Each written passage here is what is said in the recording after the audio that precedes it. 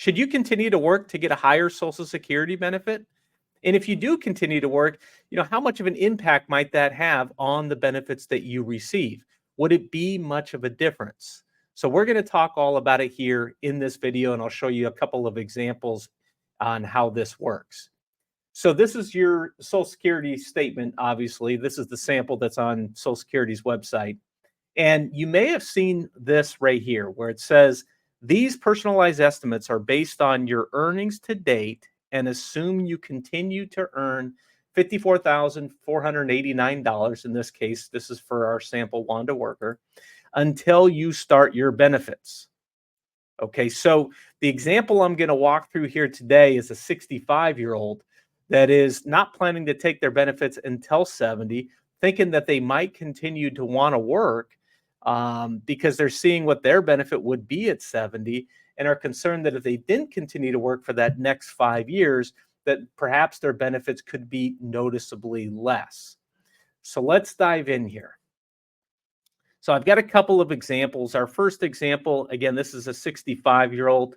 I'm recording this in November of 2023, so they're born here in November of 1958.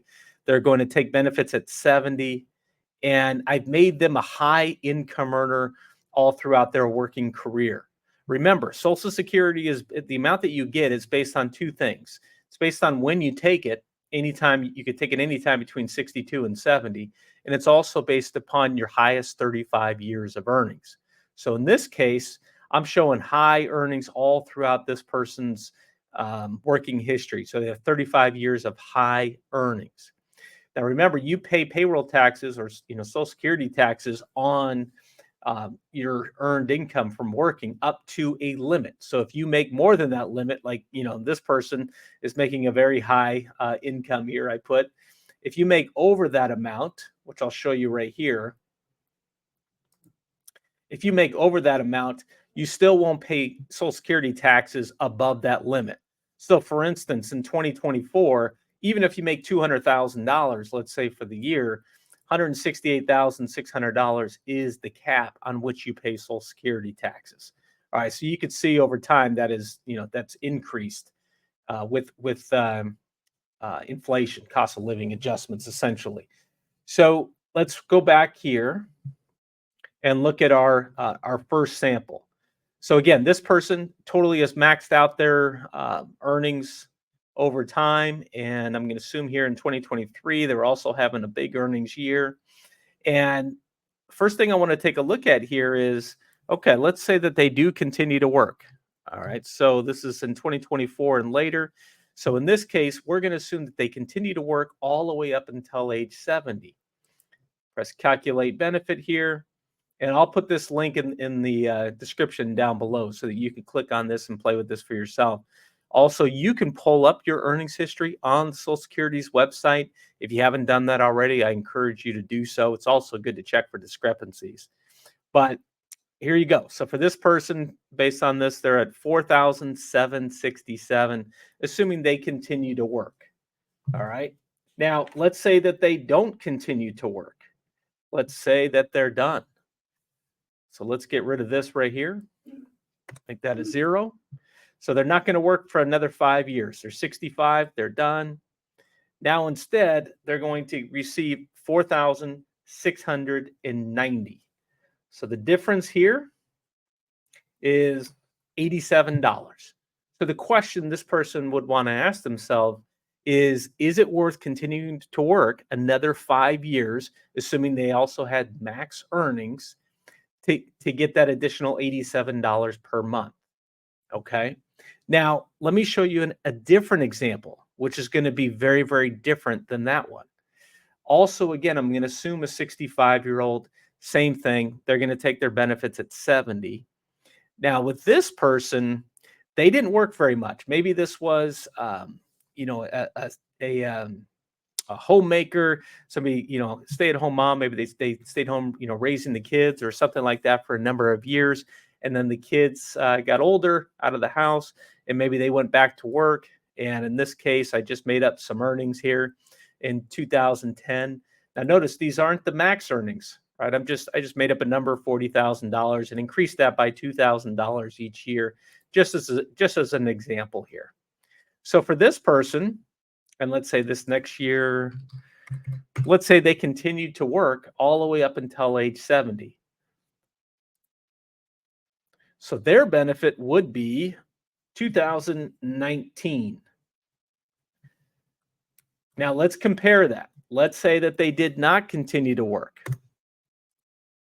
anymore for those 5 years.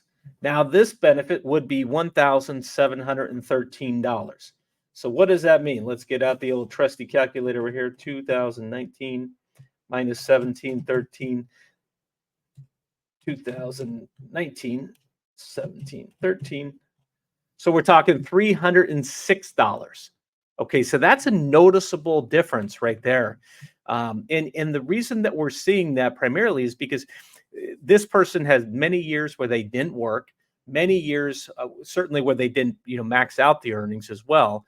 But there's a lot, there's a very big difference here for this person by continuing to work another 5 years. Now, again, you may decide, if this is you, that you don't need to continue to work for another 5 years in order to get an extra, $306 of benefit. Everyone's situation certainly is going to be different.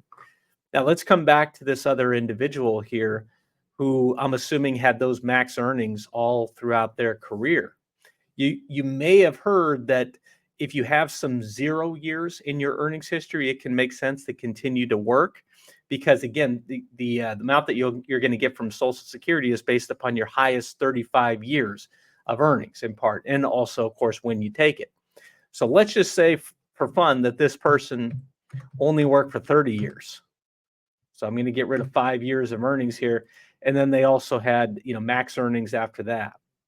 So and then they continue to work and have max earnings again until retirement.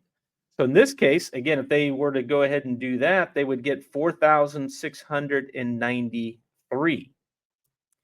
Now, if they did not continue to work, again, they haven't hit their max 35. So notice what we're going to see here. Now we're at $4,355. $4,355. So what's our difference here? 4,693 minus 4,355. That's $338 difference by this person continuing to work. So it's important, when you see your statement right here, don't be necessarily too concerned, because this is what we just looked at right here is 5 years of earnings.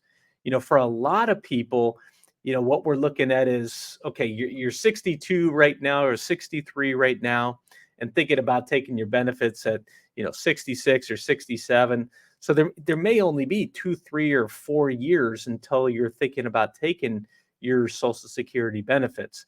So the amount too that their benefit might increase by working only for those few years might be even less than some of our examples that we're looking at right now. So here's the other thing that I think is really important. I mean, to me, this is really the bottom line, right? So you have to decide, is it worth it to work those additional years? Are you in a job that you love and you don't mind and you'll continue to do it? Or are you in a job that's just, breaking you and you burn out and you're ready to quit, you're ready to, sail off into retirement if at all possible? And, if that's the case, after assessing your overall income plan, if you have the money that you're going to need, for the rest of your life, is it really worth working just a little bit longer for perhaps just a little bit more money? Again, everybody's situation is going to be different. I hope this gives you something to think about. If you like this video, if you found it helpful, make sure that you like the video, make sure that you subscribe, and I'll see you in the next one. Take care.